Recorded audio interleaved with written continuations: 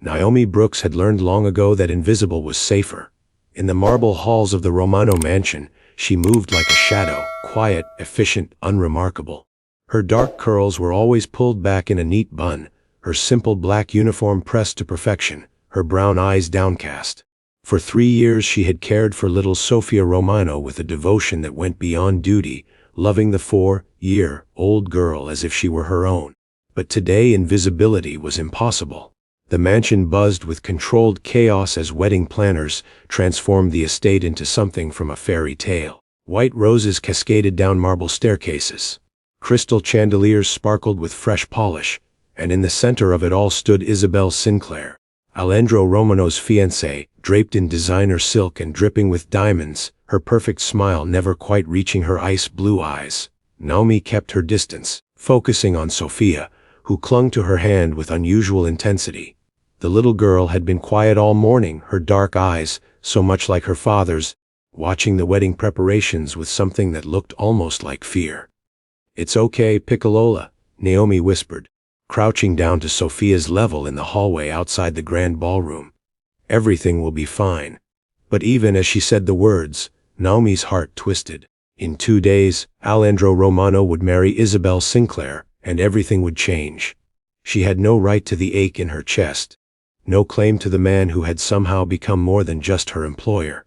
He was the most dangerous man in the city, a mafia boss feared by enemies and allies alike, and she was just the nanny, just a simple maid, as Isabel loved to remind her. "Naomi." Sophia's small voice was barely a whisper. "Do you have to leave after Daddy gets married?" The question drove a knife through Naomi's heart. "Why would you think that, sweet girl? I heard Miss Isabel talking." Sophia's bottom lip trembled. "She said she doesn't need a nanny. She said, I'm going to boarding school." Before Naomi could respond, sharp heels clicked against marble, and Isabel's voice rang out, saccharine and cold. "There you are. Sophia, come along, darling. The photographer wants pictures with your father and me. We're about to become a real family." The emphasis on real wasn't lost on Naomi. She started to rise, but Isabel's hand shot out, gripping Sophia's wrist just a bit too tightly. "Miss Isabel, you're hurting her," Naomi began. "I'm her soon-to-be stepmother," Isabel cut her off, her smile sharp as glass. "I think I know how to handle a child. Why don't you go make yourself useful? The caterers need someone to fetch more champagne from the cellar. That's more your speed, isn't it? Simple tasks for simple people." The 3 bridesmaids clustered nearby, Isabel's elite circle of wealth and privilege, laughed behind perfectly manicured hands. One of them, a blonde in a Chanel suit, smirked at Naomi. "Honestly, Isabel, I don't know why Alex keeps her around. She's just a maid." "A nanny," Isabel corrected with false sweetness. "Though I suppose the distinction doesn't matter much, does it? She cleans up messes either way." Naomi's hands clenched at her sides, but she kept her face neutral. She'd heard worse, survived worse. But then Sophia whimpered, trying to pull away from Isabel's grip, and something fierce ignited in Naomi's chest. "Let her go," Naomi said quietly. Isabel's eyes widened in mock surprise. "Excuse me, you're hurting her. Let her go." For a moment, the hallway fell silent, except for the distant sounds of wedding preparations. Isabel's perfect facade cracked, revealing something ugly beneath. She leaned in close, her voice dropping to a vicious whisper. "Listen carefully, because I'll only say this once. After I marry Alessandro, you're gone. I won't have some pathetic little nobody moaning over my husband, filling his daughter's head with inappropriate ideas. You're just a simple maid, Naomi. Know your place, or I'll make sure you lose even that." The bridesmaids' laughter was cruel. One of them stage whispered, "Can you imagine someone like her ever?" The voice that cut through the hallway was quiet, controlled, and absolutely lethal. Alessandro Romano stood at the end of the corridor, and the temperature seemed to drop 10 degrees. He was devastating in a tailored black suit, his dark hair perfectly styled, his sharp features set in an expression that had made grown men beg for mercy.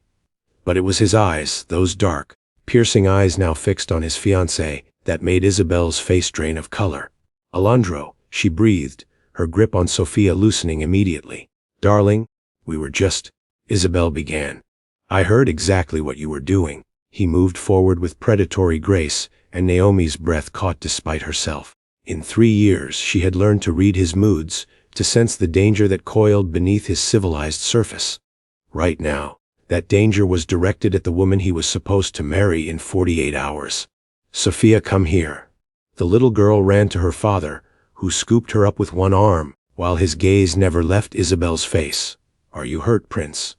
Sophia shook her head, burying her face in his neck, but her small body trembled. Alessandro's jaw tightened.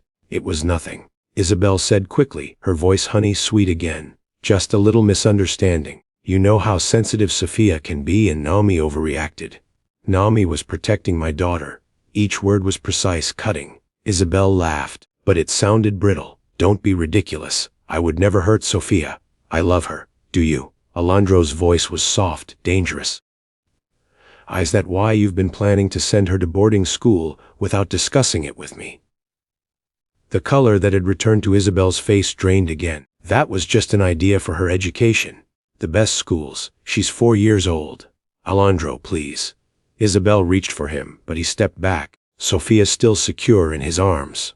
"You're making a scene over nothing." She shot a venomous glance at Naomi. "She's poisoning you against me. Can't you see that?" "She's just..." "Finish that sentence," Alessandro said quietly. "And the wedding is off." The hallway went silent. Isabel's mouth opened and closed. Her bridesmaids stood frozen. Their earlier smugness evaporated. Naomi couldn't breathe, couldn't think, couldn't process what was happening. "You don't mean that," Isabel finally whispered. "The invitations are sent. The families are coming. The alliances." "I don't give a damn about the alliances." Alessandro's voice was cold steel. "I care about my daughter, and I will not allow anyone, family, ally, or wife, to treat her with anything less than the love and respect she deserves." He turned to Naomi, and his expression softened in a way that made her heart stutter. "That includes the woman who has shown Sophia more genuine affection in 3 years than her own mother ever did." Naomi's throat tightened. Sophia's mother, Alessandro's late wife, was a subject rarely discussed, a wound still raw despite 3 years of healing. Isabel must have sensed she was losing ground because her voice turned pleading. "Alessandro, darling, I understand you're upset, but think about what you're saying. Think about us, about our future together. You can't throw it all away because of one little argument with the help. Get out." The words were barely above a whisper, but they carried the weight of absolute authority. "What? Get out of my house. The wedding is canceled. Marco will escort you and your friends off the property." As if summoned, Alessandro's head of security appeared at the end of the hallway. A mountain of a man who had clearly been listening to every word. His expression was carefully neutral, but Naomi caught the slight quirk of approval at the corner of his mouth. Isabel's perfect composure finally shattered. "You can't do this. My family, your family, the contracts you are meaningless compared to my daughter's well-being." Alessandro adjusted Sophia in his arms, pressing a kiss to her dark curls. "And perhaps meaningless compared to other things I've been too blind to see." His eyes met Naomi's again, and the intensity in that gaze made her knees weak. "This is because of her, isn't it?" Isabel's voice rose shrill, now desperate. "You're throwing away everything for a nobody. A simple maid. She's nothing." "Alessandro, nothing," he said. "She's everything." The words hung in the air like a bomb detonation. Naomi's heart stopped. Isabel's face twisted with rage and humiliation. Sophia lifted her head from her father's shoulder, her small face confused but hopeful. "Marco," Alessandro said calmly, "please see Miss Sinclair and her guests out permanently." As Marco moved forward, Isabel's fury erupted. "You'll regret this. My father, your father, will do nothing." Alessandro cut her off, his voice dropping to that deadly quiet register. "Unless he wants to discover exactly what I know about his offshore accounts and his creative interpretation of tax law, I suggest you take this as the generous exit it is." Isabel opened her mouth, then closed it. She was beaten, and she knew it. With a final look of pure hatred directed at Naomi, she turned on her heel and stormed toward the exit, her bridesmaids scrambling after her like baby ducks following a swan. The hallway fell silent except for the distant sounds of confused wedding planners still preparing for an event that would never happen. Alessandro turned to Naomi, and she saw something in his eyes she'd never dared to name before. something that looked dangerously like the feelings she'd been burying for 3 years. Naomi, he said softly, I think we need to talk. The study felt smaller than usual, with Alessandro Romano pacing in front of the floor to ceiling windows, the Manhattan skyline glittering behind him like a backdrop to a dream Naomi couldn't believe she was having. Sophia had been settled in her room with a cartoon and her favorite stuffed elephant, leaving Naomi alone with the man who had just blown up his entire wedding. For her, no, she told herself firmly, this was about his daughter. Not the nanny who had been foolish enough to fall in love with a man so far out of her reach, he might as well have been a star. Stop looking at me like that, Alessandro said without turning around. Naomi's breath caught. Like what? Like you're waiting for me to come to my senses and fire you. He turned, and the raw vulnerability in his dark eyes made her chest ache. Like you're already halfway out the door, aren't you? The words came out smaller than she intended. Mr. Romano, what you did today, canceling the wedding, throwing out Miss Sinclair, was long overdue, she interrupted. And stop calling me Mr. Romano. After 3 years, Naomi, I think we're past that.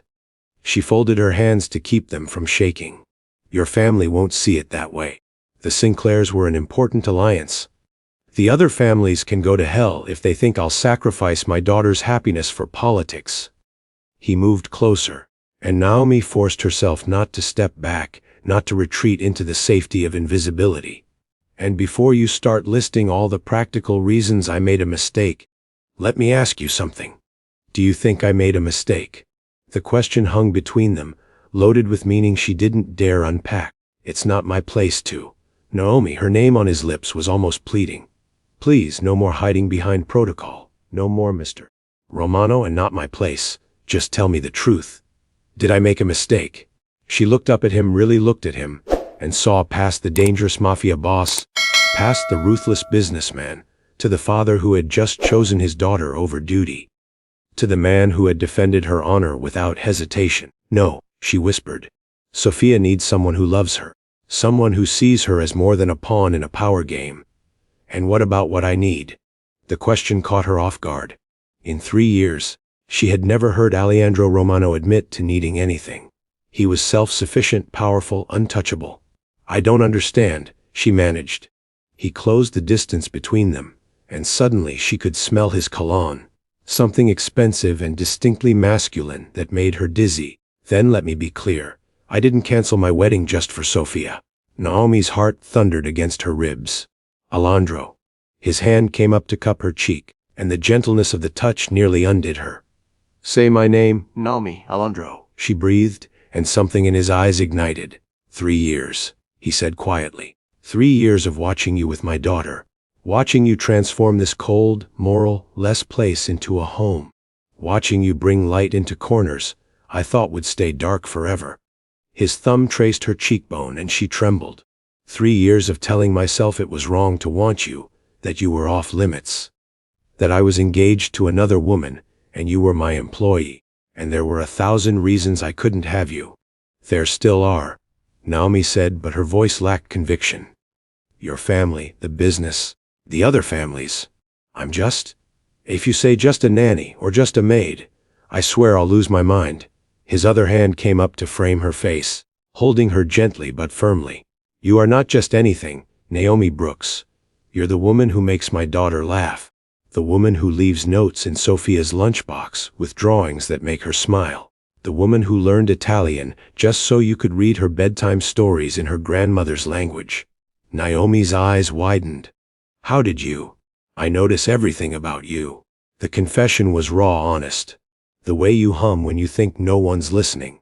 How you always make sure there's fresh coffee in the morning, before I wake up. The way you bite your lip when you're concentrating. How you braided Sophia's hair in the same pattern as the picture of my mother she found in the attic. His voice softened. I noticed, Bella. I've always noticed. Tears burned Naomi's eyes. This can't happen. You're Alessandro Romano. I'm nobody. I grew up in a studio apartment in Brooklyn with my grandmother. I take the subway. I buy day-old bread.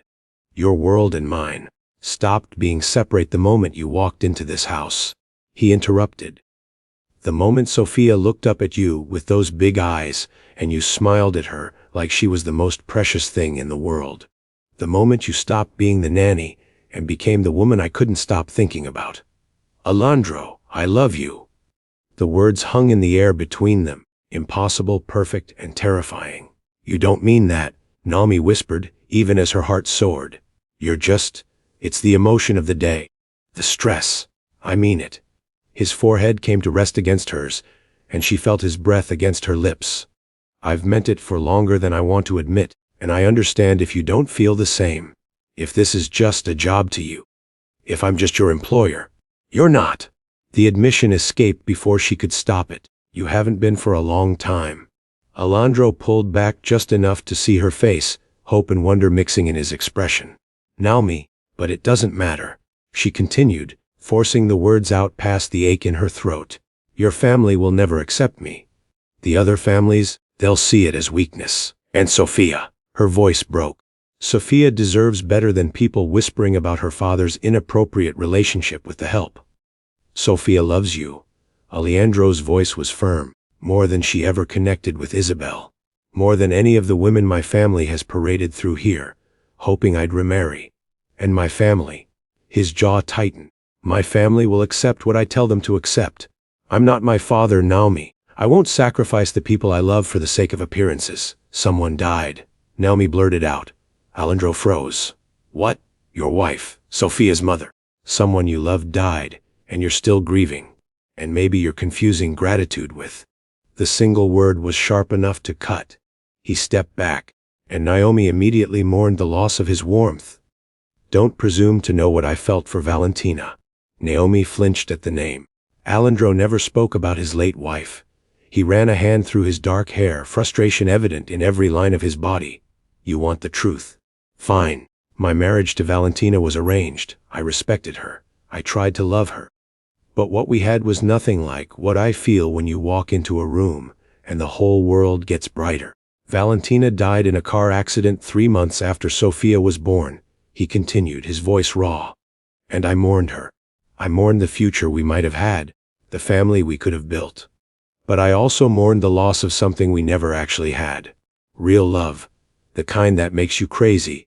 The kind that makes you cancel a wedding in front of half of New York's elite families, because you can't stand to see the woman you love being disrespected. Naomi's hands were shaking. This is insane, probably, he agreed, a ghost of a smile touching his lips. But I built an empire on calculated risks, and this, he stepped close again, his presence overwhelming in the best way, feels like the safest bet I've ever made. Before Naomi could respond, before she could list all the reasons this was impossible, Alessandro's phone buzzed. He glanced at it, and his expression hardened into something dangerous. What is it? Naomi asked. My brother. Alessandro's voice had gone cold.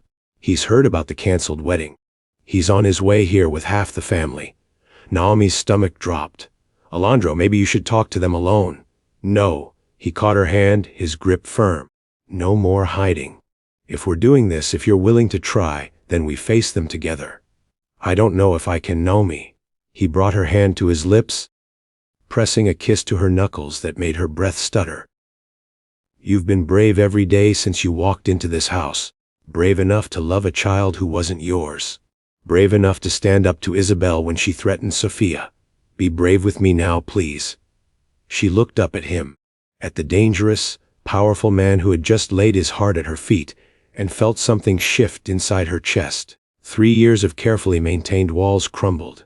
Okay, she whispered. Okay. The Romano family arrived like a storm.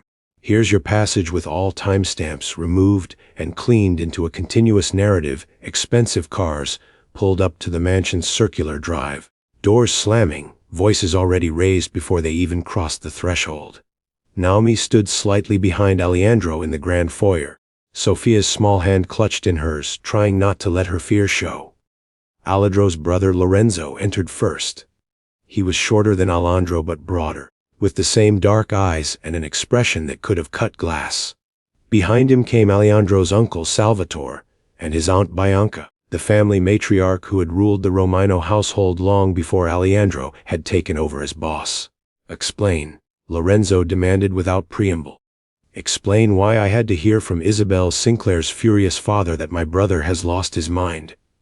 I didn't lose anything, Alessandro replied calmly. I gained clarity. Clarity.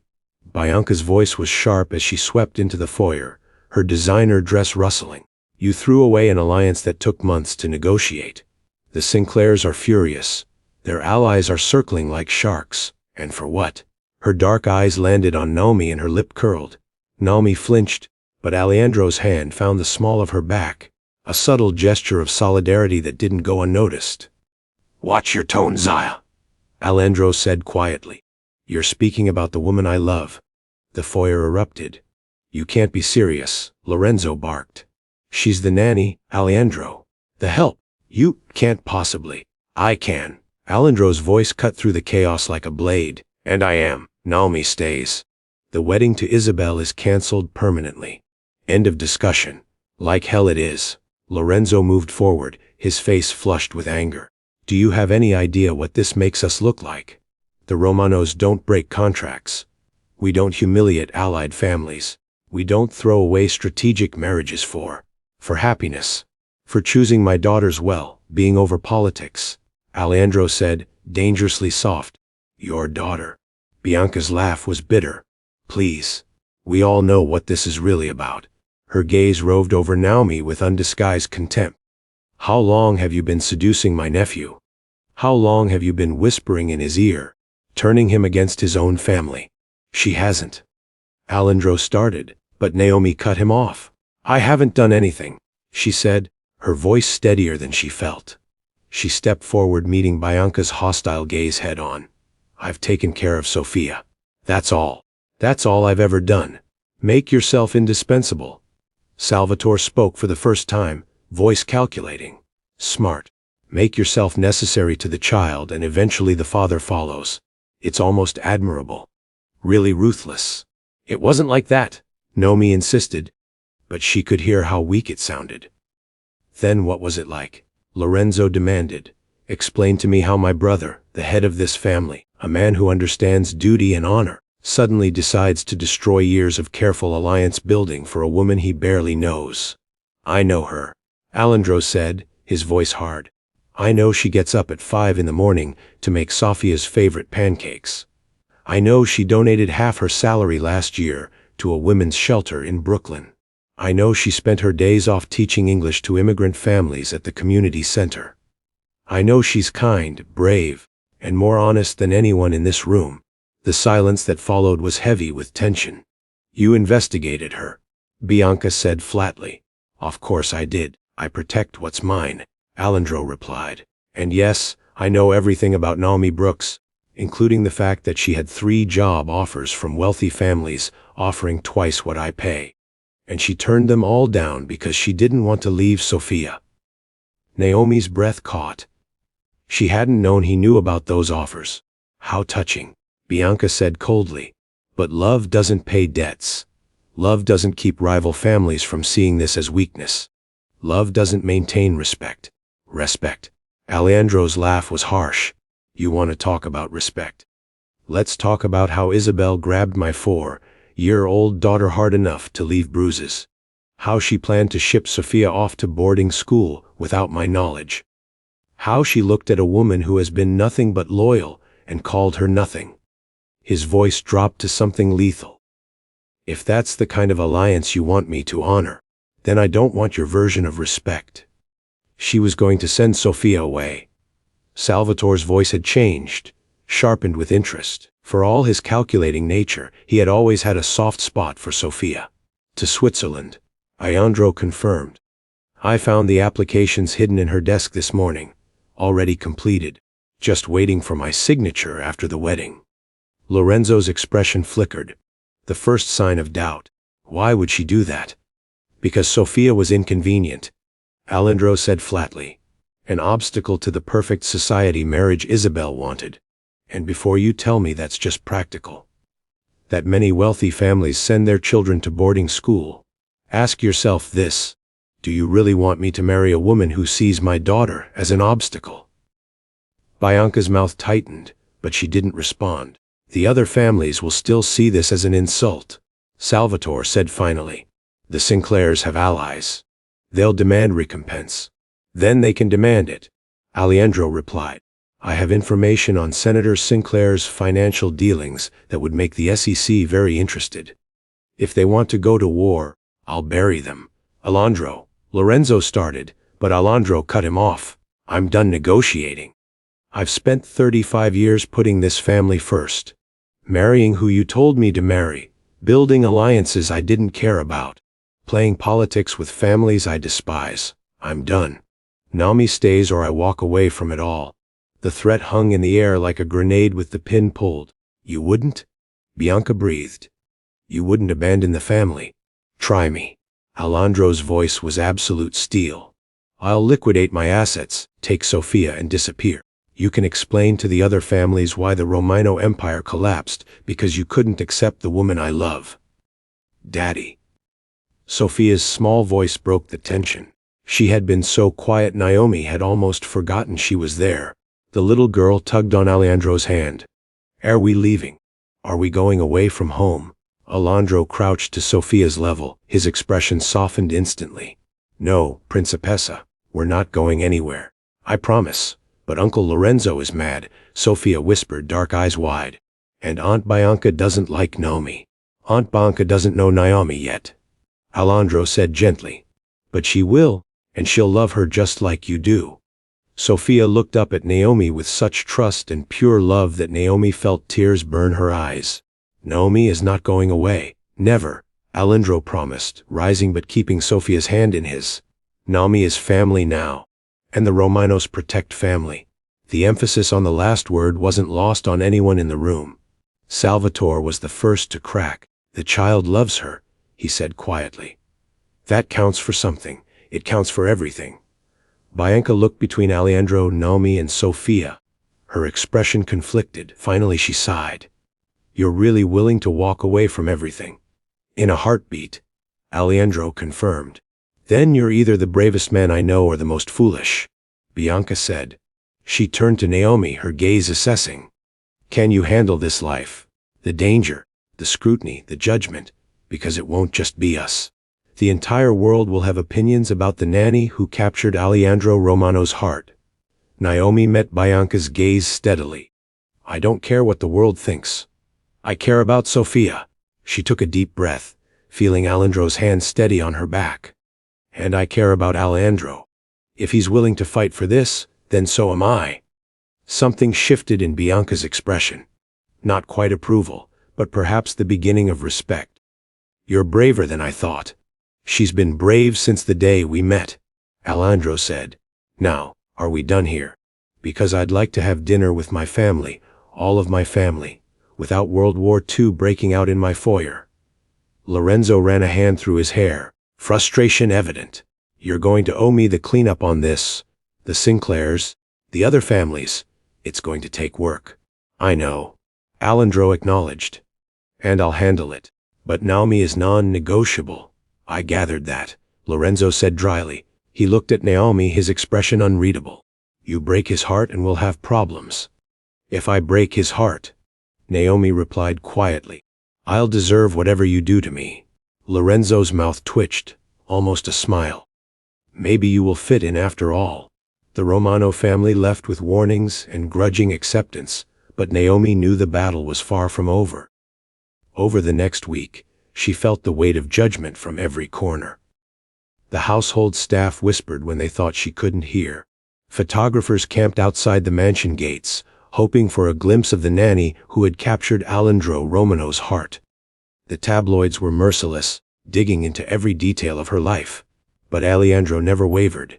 He held her hand at family dinners, introduced her to business associates as the woman I'm going to marry, and shut down every whispered insult with a look that could freeze blood. It was Sophia who suffered most from the attention.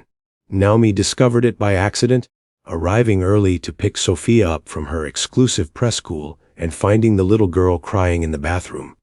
Two other girls, daughters of wealthy families, stood nearby, their expressions cruel in a way that shouldn't exist in 4-year-olds. What happened? Naomi demanded, kneeling beside Sophia. They said you're not a real princess. Sophia sobbed. They said their mommy said daddy made a mistake. They said you're just pretending to be family.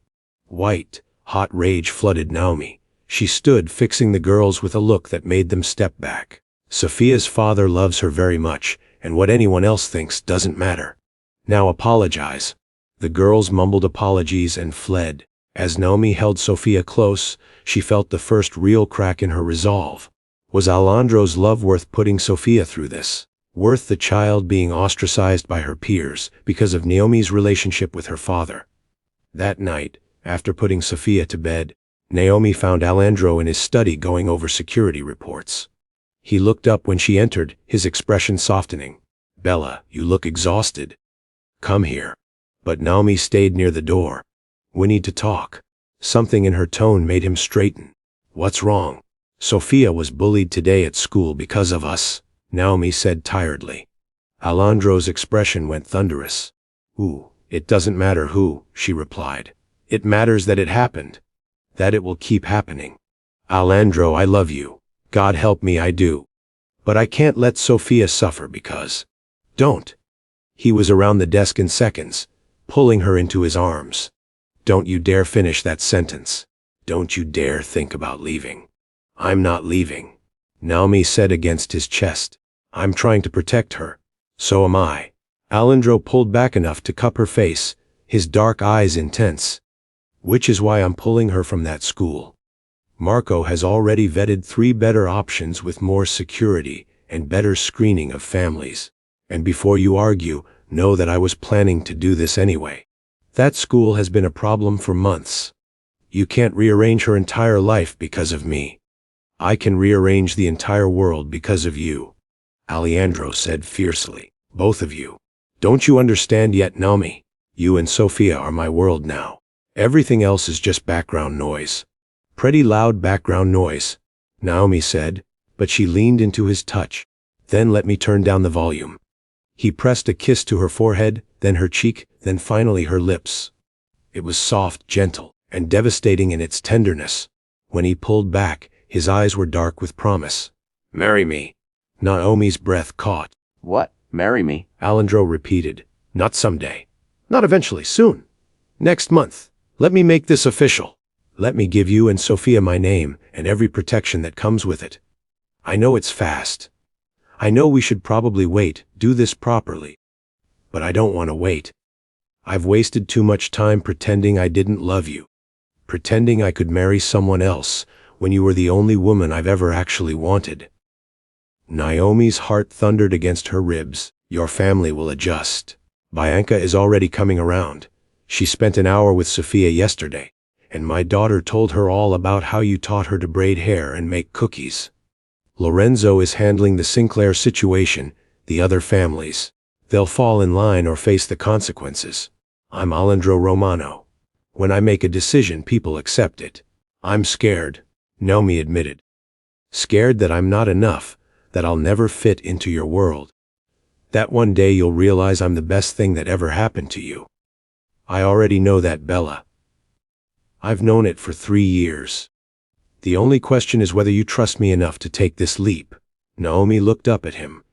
The dangerous, powerful, impossibly gentle man who had fought for her, defended her, loved her despite every obstacle, and felt the last of her resistance crumble.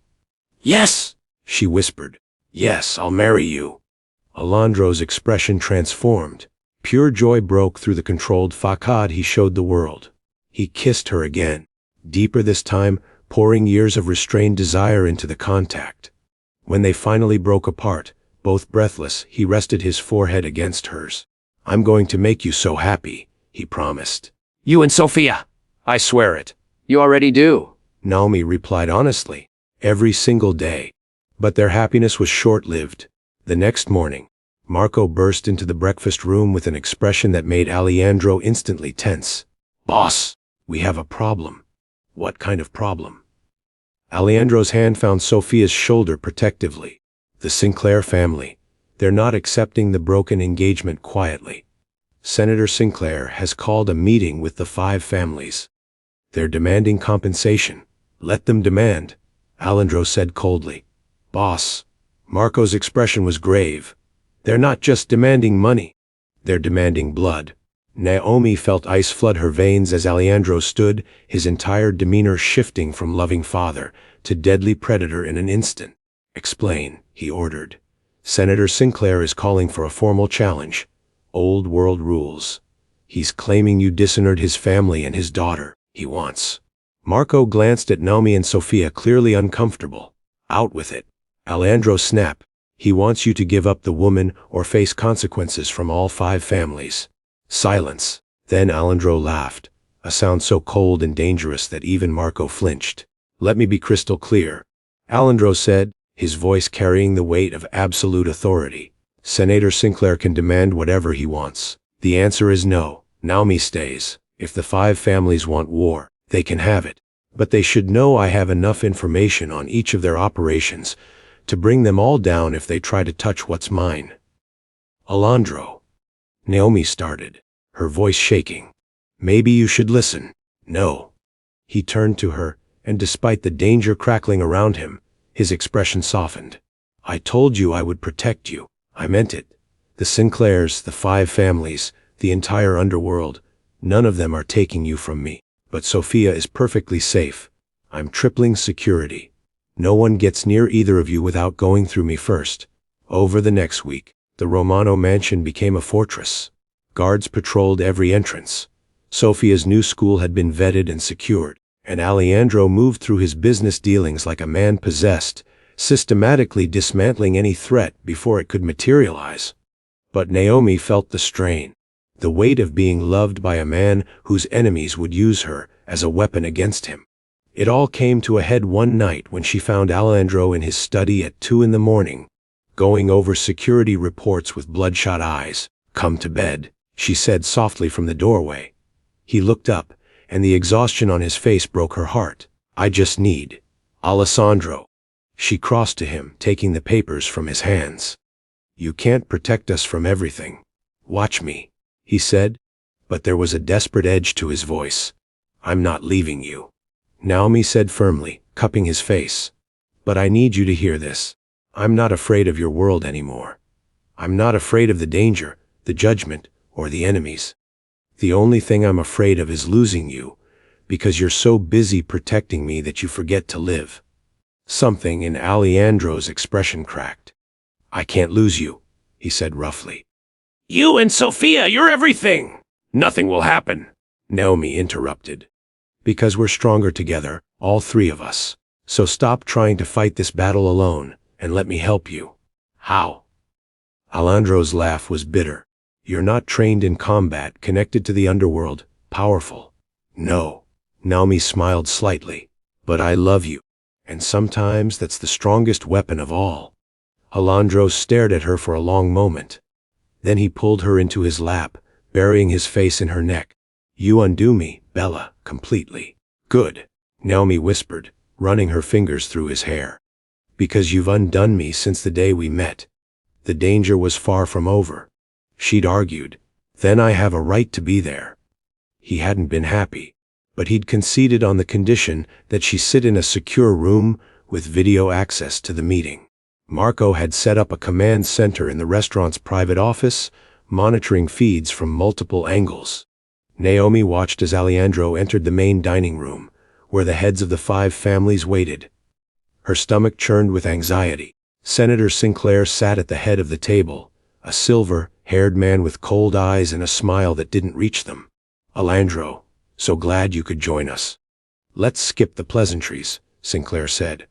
Alessandro took his seat with casual confidence that belied the danger in the room. You called this meeting. State your terms. Very well. Sinclair leaned forward. You dishonored my family by canceling your engagement to my daughter.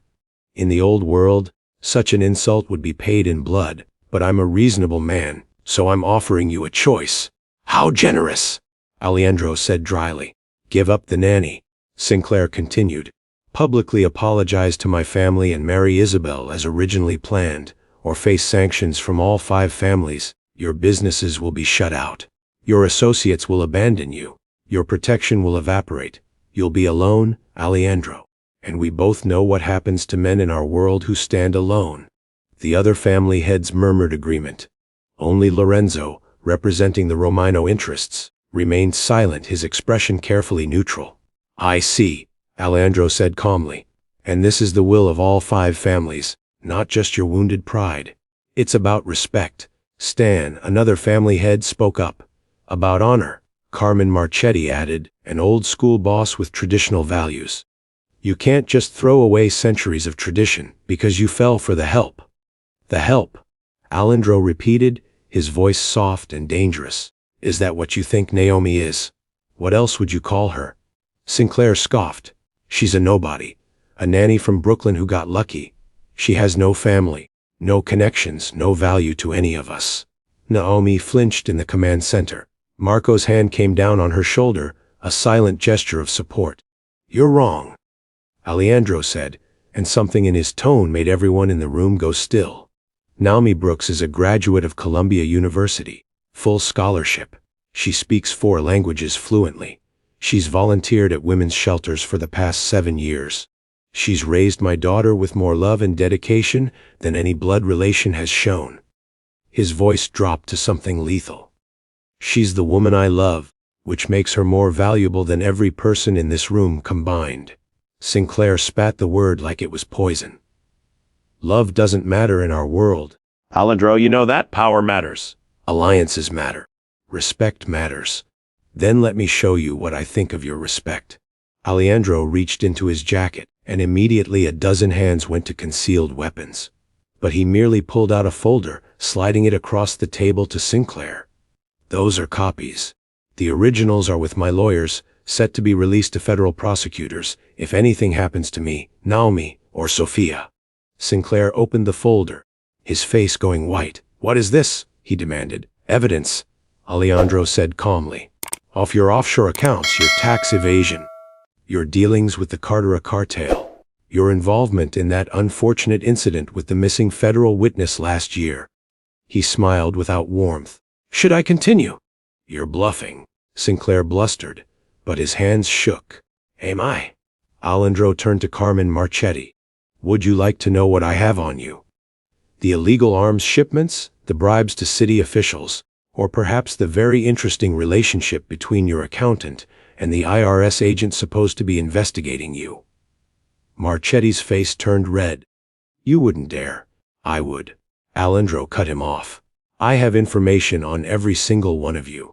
Every dirty secret, every illegal dealing, every skeleton in every closet. And if you think you can threaten me, threaten my family, threaten the woman I love, then you're going to discover exactly how far I'm willing to go." The room fell silent. "This is blackmail," Sinclair said finally. "This is insurance," Alessandro corrected. "I don't want war. I don't want to destroy any of you. I just want to be left alone to live my life with the woman I love. But if you force my hand, I will burn every single one of you to the ground. The old families will never accept this," Marchetti said, but his voice lacked conviction. "Then the old families can adapt or die," Alessandro replied. "The world is changing. The old rules about arranged marriages and alliances, they're dead. If you want to survive in the new world, you need to evolve. By marrying nannies," Sinclair scoffed. "By marrying for love," Alessandro shot back. "By building families based on respect and genuine connection instead of political maneuvering. By being better than our fathers were." He stood, his presence commanding the room. "I'm giving you all one chance. Walk away now. Accept that Naomi is part of my family, and we can continue doing business as usual. Or push this, and you'll discover that I'm not my father. I won't play by the old rules just because you're too scared to break them." "And if we refuse?" Sinclair demanded. "Then in 48 hours, everything in those folders, and trust me, there's much more than what you saw, goes to federal prosecutors, the FBI, and every major news outlet in the country." Alessandro's smile was cold. "Your choice, gentlemen. Peace, or mutually assured destruction." In the command center, Naomi held her breath as the family heads exchanged glances. The tension in the main dining room was thick enough to cut. Finally, it was Lorenzo who broke the silence.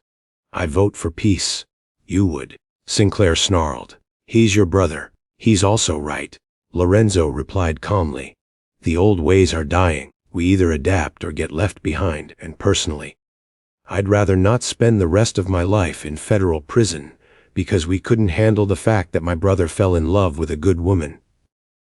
Alessandro prompted Carmen. Marchetti looked at the folder, then at Alessandro, his expression conflicted. Finally, he sighed. Fine. Peace. But don't expect me to be happy about it. I'll take grudging acceptance, Alessandro said. He turned to Sinclair. And you? Sinclair's face was twisted with rage, but he was beaten. You'll pay for this humiliation, Romano. Possibly. Alessandro agreed. But not today. So do we have peace? A long, tense moment passed. Then Sinclair nodded once, sharp and angry. Peace. Don't expect my family to forget this, Alessandro replied. Except to be left alone. As the meeting broke up, the family heads filing out with varying degrees of anger and resignation, Naomi felt tears slip down her cheeks. Alessandro had fought for her, risked everything for her, stood against the combined power of the 5 families, and won. When he finally entered the command center, she threw herself into his arms. You're insane, she sobbed against his chest. Completely insane, he agreed, holding her tight. But I told you I'd protect you. I always keep my promises, Bella. 3 months later, Naomi stood in front of a mirror in the Romano mansion's master bedroom, hardly recognizing the woman looking back at her. The wedding dress was simple but elegant, ivory silk that hugged her curves with delicate lace sleeves, and a train that whispered across the marble floor. Her natural curls had been styled into soft waves, a diamond and pearl tiara nestled among them. You look like a princess, Sophia breathed from the doorway. She was dressed in a miniature version of Naomi's gown, her dark curls bouncing as she ran forward to hug Naomi's legs. We'll both do, Naomi said, crouching down to kiss Sophia's forehead. Are you ready to be my flower girl? I'm ready to be your daughter, Sophia said seriously.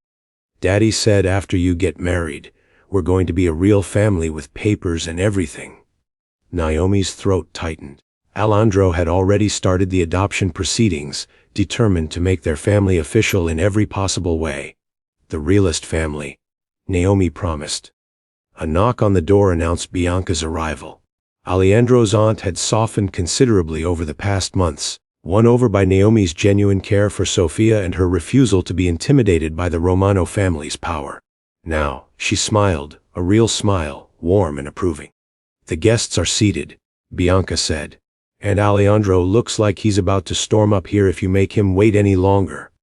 Naomi laughed, her nerves settling. Let's not keep him waiting. The ceremony was held in the mansion's rose garden, transformed into something magical with thousands of white flowers and twinkling lights. As Naomi walked down the aisle, Sophia skipping ahead with the flower basket, she saw the faces of everyone who had come to celebrate with them. Lorenzo grudgingly approving, Marco standing as Alessandro's best man with tears in his eyes, members of the household staff who had become like family. At the end of the aisle, looking devastatingly handsome in a tailored black suit, Alessandro Romano waited, an expression of pure love that took her breath away. When she reached him, he took her hands, and she saw that his were trembling slightly. Nervous, she whispered. Terrified, he admitted. Terrified I'll wake up, and this will all be a dream. It's not a dream, Naomi assured him. It's real. We're real. The ceremony was short but perfect. When the priest finally said, "You may kiss your bride," Alessandro didn't hesitate. He pulled Naomi into his arms and kissed her with a passion that made several guests clear their throats and others cheer. When they finally broke apart, breathless and laughing, Sophia tugged on Alessandro's jacket. "Does this mean Naomi is my mommy now?" she asked hopefully. Alessandro and Naomi exchanged glances, then both crouched down to Sophia's level. "If you want me to be," Naomi said gently, "I know I can never replace your first mommy. But I love you so much, Sophia, and I'd be honored to be your mommy too." Sophia threw her arms around both of them, and suddenly they were a tangle of limbs, laughter, and tears, the guests forgotten as they held each other close. "My girls," Alessandro murmured. "My family." Naomi sat in the mansion's renovated library, now serving as a community space where she taught English classes to immigrant families twice a week. Alessandro had not only supported the project but funded it, turning what could have been a trophy wife existence into something meaningful. Sophia thrived at her new school, celebrated for who she was, not who her father was. Alessandro, in his study on yet another conference call, would be out soon for their weekly dinner tradition, getting dressed up and pretending they were still dating, keeping the romance alive amidst the chaos of their blended family. Her phone buzzed with a text from him. Miss you. Finish your class and come find me. I have a surprise. Naomi smiled, excusing herself from her students and making her way to Alessandro's study. She found him standing by the window, looking out at the city skyline, holding Sophia's latest crayon drawing. A picture of the three of them labeled "My Family" in wobbly letters. What's the surprise? Naomi asked, sliding her arms around his waist from behind. Alessandro turned, pulling her close. I've been thinking. Dangerous, she teased. About expanding our family, he continued, and Naomi's breath caught. Not right away, he added quickly, but maybe someday soon. Sophia keeps asking for a baby brother or sister. Naomi looked up at the man who had fought the world for her, who had chosen love over duty, who made her feel cherished every single day, and felt her heart overflow. Someday soon sounds perfect, she whispered. Alessandro kissed her then, soft, sweet, and full of promise. Outside, the city lights twinkled like stars. Somewhere in the mansion, Sophia sang off-key while doing her homework. It wasn't the life Naomi had imagined when she first took the job as a nanny 3 years ago. It was infinitely better because she had learned that love, real, fierce, unconditional love, could break through any barrier, transform a dangerous mafia boss into a devoted husband, and turn a simple nanny into a queen. As Alessandro held her close, whispering promises of their future in Italian, Naomi knew with absolute certainty that she was exactly where she was meant to be, home.